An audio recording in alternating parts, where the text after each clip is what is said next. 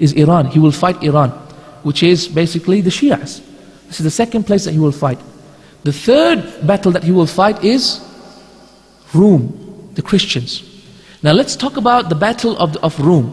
Rasulullah sallallahu alaihi wasallam had said that after the battle of the Armageddon, right, the day of the Sa'ah, the end, the last hour will not come until the Christians are camped in a place called Ad-Dabigh. In a place called what? In a place called Ad-Dabigh.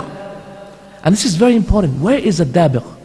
If you go back to the books of geography, as the Arab ulama have written, the scholars of Muslims, they have said Ad-Dabigh is a place between Ankara, which is in Turkey, and Aleppo, which is in Syria. So between Aleppo and Ankara is this place called Ad-Dabigh, and this is the place in which the Christians will camp and take over, and then the Muslims will fight the Christians at the army at this point. If you think about it, this can only happen after Syria is taken over.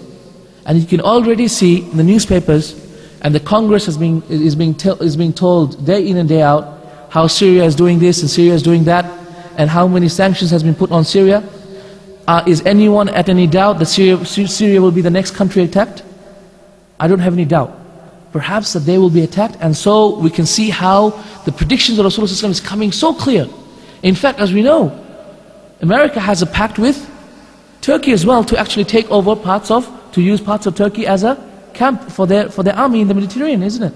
And so they will take this place, as Rasulullah has already predicted, and we are sure that this will happen because this is an authentic hadith in Abi Dawud and Musnad Imam Ahmed and others, that the day of judgment will not come until the Christians of the Rome are camped in a place called Ad-Dabigh. And this is the place that I've just told you.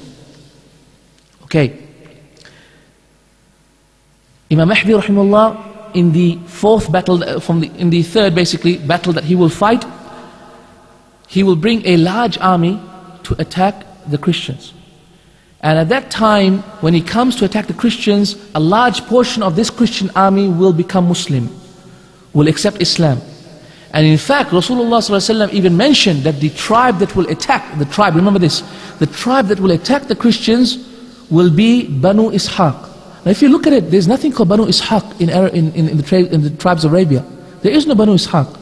That is why Imam Ibn Kathir mentions that Banu Ishaq is Banu Ishaq ibn Salul, who is from the tribes that will accept Islam from the tribes of the Christians. And this is the tribe that will attack the Christians back. Right? So they will be led by these by these Muslims. These Christians will become Muslim and they will attack the Christians back. Right. The battle that will take place, brothers and sisters, between Rome and the Muslims at this time will last for 4 days. For 4 days, from this sunrise until sunset. In fact, the battle will be so severe, it will be so severe that even a bird flying over cannot pass by except that it will be killed. In fact, it will be so severe, meaning that there will be a lot of aerial wars as well. Okay, this is in our time. This is how you have to understand the hadith of Rasulullah. If a bird can't fly, that means they will be shooting them down. Okay, and a lot of aerial wars. Okay, and this is the great gravity of the war that will be fought.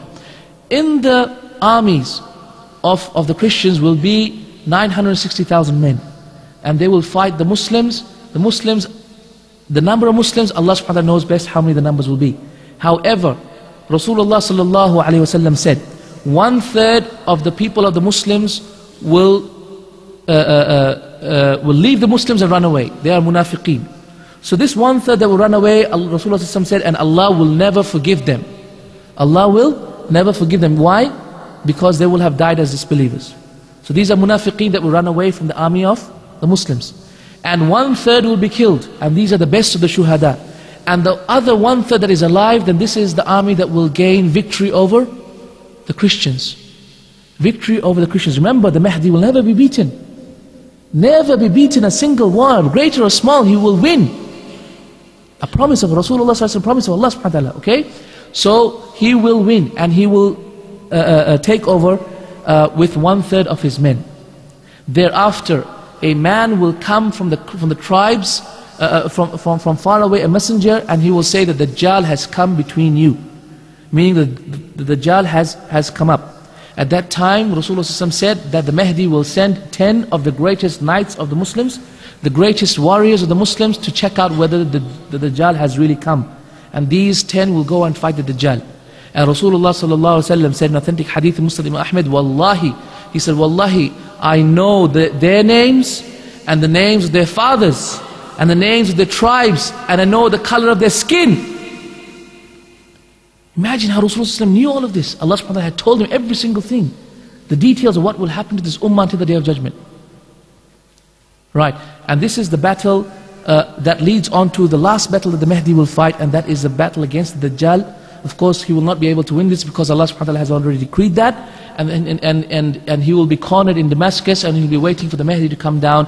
When the Mahdi comes down, then of course the Mahdi will kill the Dajjal. And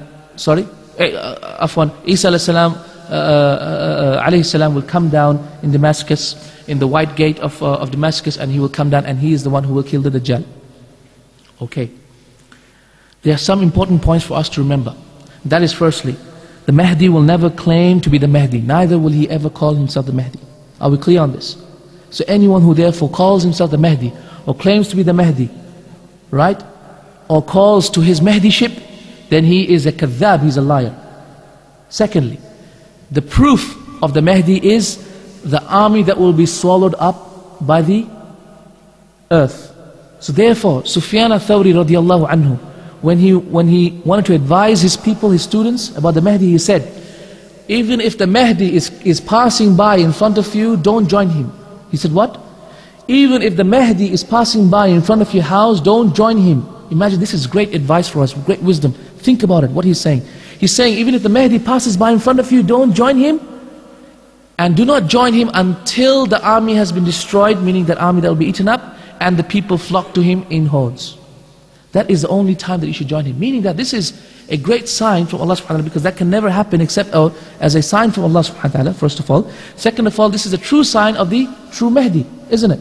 And so this is a great wisdom for us, because then there'll be a lot of Tom, Dicks and Harrys, coming out in a couple of years. They'll be saying, I'm the Mahdi. Some people, I don't know, might listen to this talk and say, oh, mashallah, we know who the Mahdi is now. Let me just proclaim it to the Mahdi.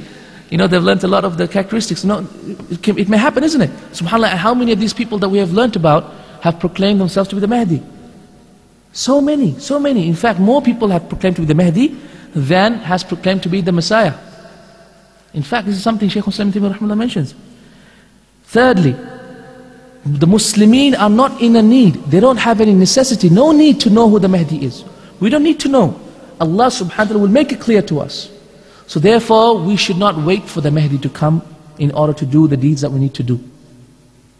And lastly, we should not aid the coming of the Mahdi. No, rather we should work to stop the coming of the Mahdi. How? This is self-contradictory, isn't it? Because I'm saying, may Allah bring his coming soon, and at the same time saying we should work so that he doesn't come. Because, brothers and sisters in Islam, the Mahdi will not come until there will be great dhulm in this earth, great transgression. And Edmund Burke, one of the great thinkers of the Western world, he said, the only thing that is the essential that is essential for evil to succeed in this earth is for good men to do nothing. What did he say? The only thing for evil to succeed in this world is for good men, the Muslimin, to do nothing. And that's when the Muslimin don't do anything, just wait for the Mahdi. Has he come yet? Has he come yet? Has he come yet? Okay?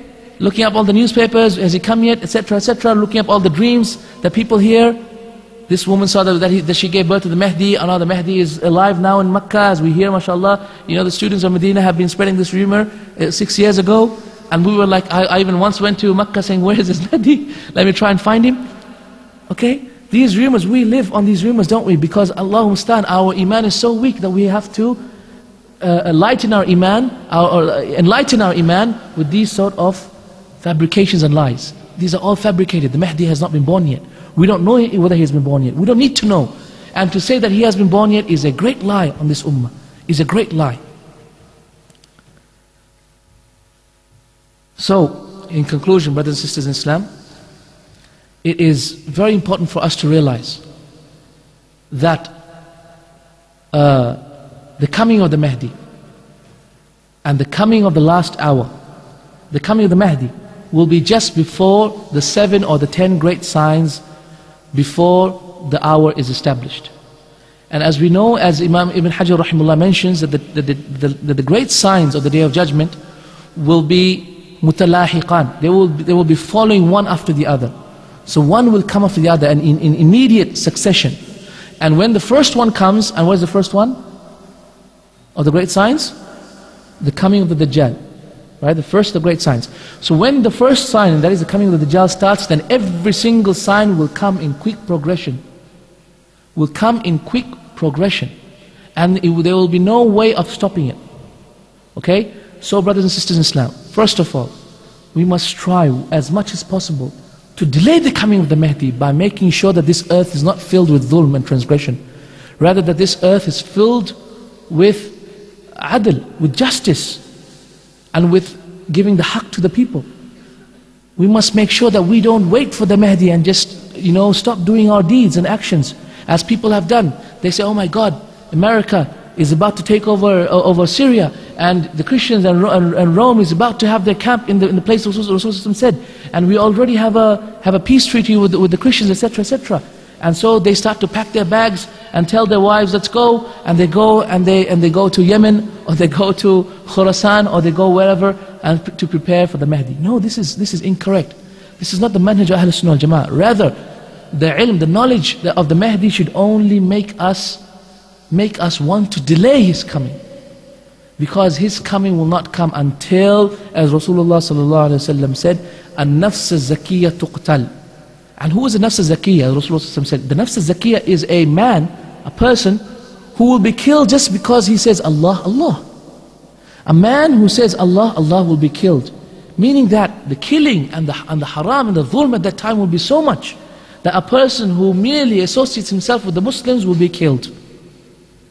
So indeed the time of the Mahdi will be will not come until great terror has already come to this earth. So it is upon the Muslims to delay the countdown of the Mahdi as much as possible. But at the same time to make dua to Allah subhanahu wa ta'ala to bring on the time of the Mahdi so that Islam has its great glory restored to it, and the Muslims have their izzah and their honor restored to themselves. And Allah subhanahu wa ta'ala knows best. Subhanallah Allahumma wa bihamdik ashhadu an la ilaha illa anta astaghfiruka wa atubu ilayk.